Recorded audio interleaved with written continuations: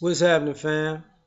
L.A.R. movement still moving. Book entitled Lessons from a Non-Custodial Father. Amazon Kindle Create Space. 5 games women should stop playing. Oh, the link for the book is in the description box below. Excuse me. The top 5 games that women play should stop playing. Whatever. Let's get in. Number 5. The abundant expectation game. What I mean by that is, when he needs to be this and he needs to be that. And, he needs to leap tall buildings in a single bound. He needs to be faster than a speed bullet. He needs to be richer than Tony Stark. He needs to be hung like a donkey or a mule or a horse. And he needs to, be a porn star. And he needs to be a Christian. I'm going to tell you, that game leaves y'all in a bad space. I'm gonna tell you why, and I've talked about these things in different videos, so I'm gonna put them all together in one. The reason why you need to stop playing this game is because you normally meet these guys that fit all of your expectations, and when you meet these guys, you realize these guys are so far out of your league. You feel some type of way because what you thought you deserved and what you realize what they are, the type of women that they're dealing with are 99% of the time not you. But you constantly say what you need, what you deserve, and what you want, and because you set the bar so high, what somebody needs to be to talk to you, you doesn't necessarily compare yourself in the same aspect, which is the number 4 thing, the overvaluing game. Some of you ladies are delusional with your self-worth.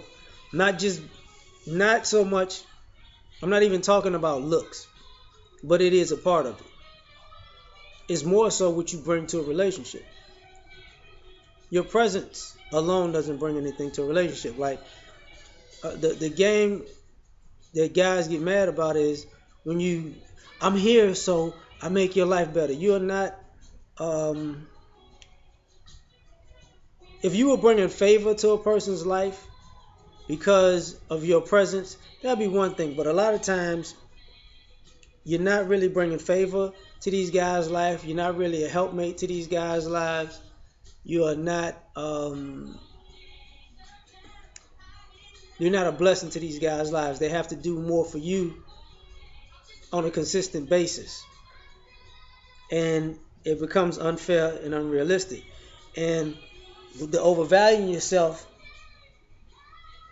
that goes with with intelligence, with being able to run a household, with parenting, because a lot of the times when you overvalue yourself, you overvalue your abilities, and when you come up short, you can't get mad at the people who don't want to help you. See, part of this overvaluing thing that y'all don't realize is that overvaluing yourself is part of the reason why a lot of you sisters are looked at so masculine that you don't need help, because you already, I got 3 degrees, I got, 17 cars, I got everything together, I don't need nothing because I do it all. I'm Wonder Woman. Well, okay, Wonder Woman don't need Superman, remember?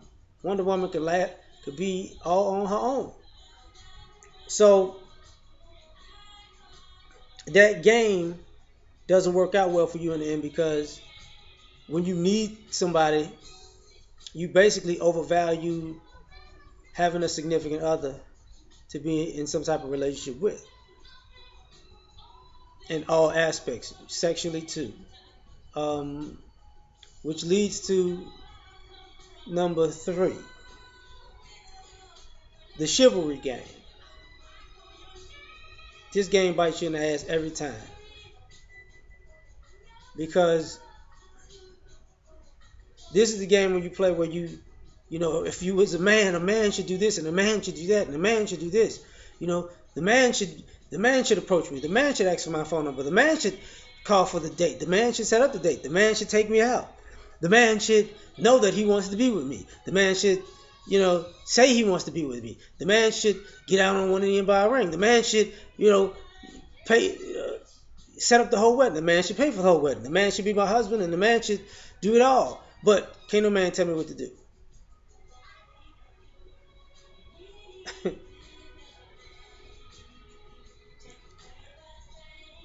And at the same time, marginalizing the guy. Oh, men don't know nothing. How do you keep? Well, if the man got to do everything and he don't know nothing, and the man got to do everything, but you don't answer to a man, and the man got to be all these things, and then at the same time you're more than he is, he's gonna look some type of way about that. Because like, well, what the fuck? Why? And on the flip side of that, that man takes a step back from you because he's like, okay, you sure do know a lot of what the man's supposed to do, but I noticed that when it's time for you to do these womanly things, you Houdini, you disappear. Because when it's time to do the woman things I could do the woman things if the man only, and you're going to wind up building a whole lot of resentment.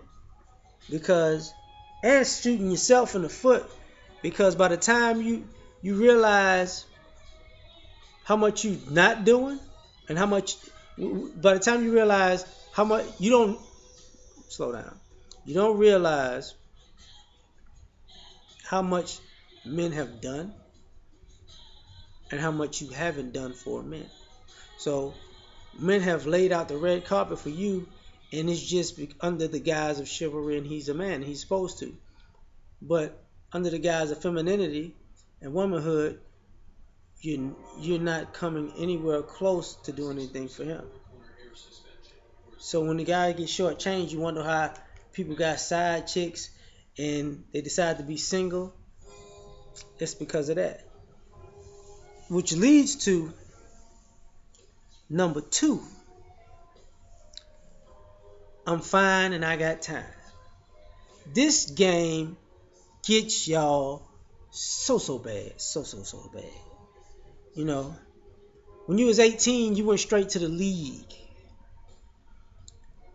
Your first 4 years, from 18 to 22, you was playing, but you wasn't really taking your career serious. Then when you hit about 22, you took your career serious. Like, ooh, I'm an all-star. I'm a bad. Everybody wants me. By the time you hit about 30, you've been the Sports Illustrated and ESPN Bad Bitch of the Year 3 times, and you feeling yourself. But you've been winning so long. So many guys have approached you. So many guys wanted your number. So many guys, have been thirsty over you. You've been setting out thirst traps on social media. You've been getting the blown up telephones, and your head got so big that you thought it'd never end. I'm fine. I got time. But you forgot it's other chicks coming out.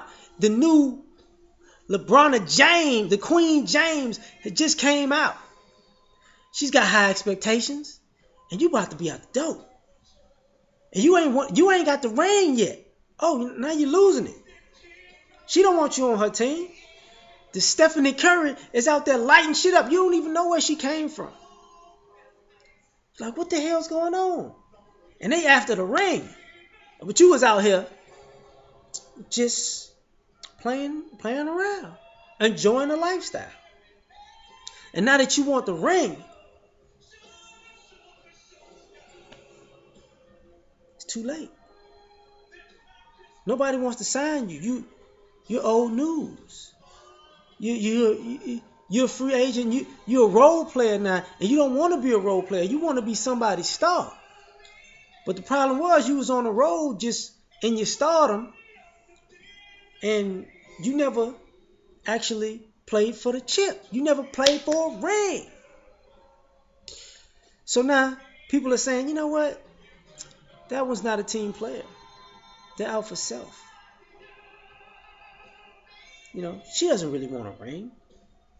She just wants the attention. She wants to put up the stats and wave to the cameras and say I did it, and maybe put up a game winner every now and then. But does she want a ring? No. And then your career's over, and you over there, an analyst, out of shape, talking about how the game used to be. It ain't like when I was back in my day when I was killing them. But the young guns need to listen to me. No, they don't. You know why? Because you never committed to a ring. Never. She want to be the Michael Jordan. You John Stockton, Karl Malone, Charles Barkley, Reggie Miller. You good, but you ain't got the ring. Which leads to the number one reason. The number one game you need to stop playing is games. Because the culmination of all this stuff is a lot of you ladies say you grown, but you still playing games. I want to look through your phone. Well, look, at a certain age or a certain intellect, the games go out the window. The games are childish themselves. You know, when I was a child, I thought as a child, I spoke as a child. I played games just like a child, but when I became a man, I threw away childish things. And one of the childish things you got to throw away is games. People ain't got time for it. You waste people's time, you waste people's life, and they take that as an insult. And all of these games are usually played to do what? Pass time until you get it together. At a certain point, people gonna say either you got it together or you need to get going. You know, the games gotta go. Just like, let me see your phone. Oh, you can see my phone. Here you go.